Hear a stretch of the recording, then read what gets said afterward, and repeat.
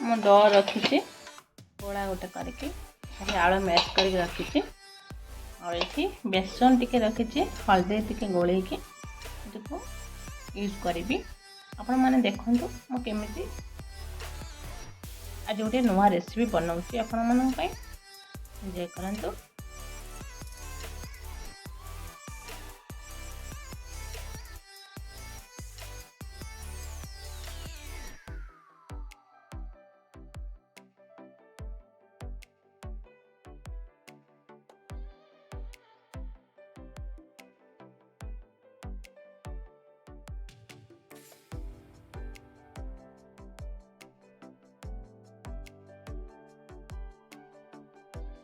स्वाद अनुसार लुण भी पकेबे ऐड करेंगे,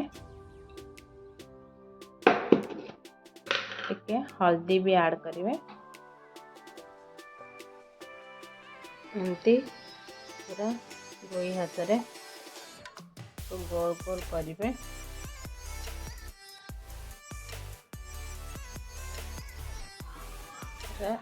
एमती बनई देवे।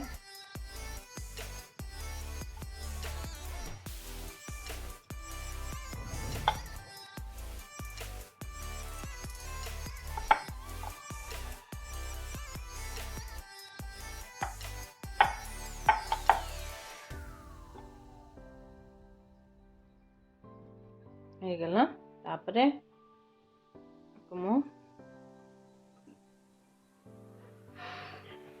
मुझको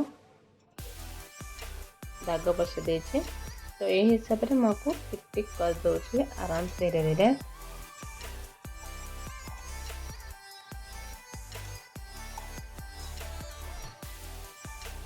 गोल गोल शेप रे कौन भी एमती धीरे धीरे करेंगे खाइबा पाई। गला तापरे आमे आको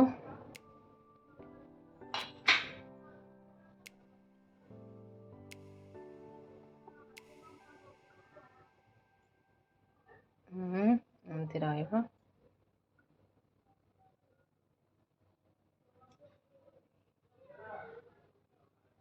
गोल गोल करदबा। तापरे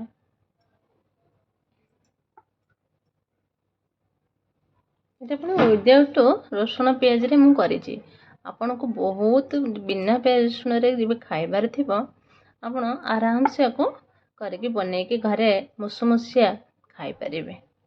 मुसमुसिया कहले वेजिटेबल चॉप जेमती लागिबो। आपण देखंतो मु केमती रेडी कर देली।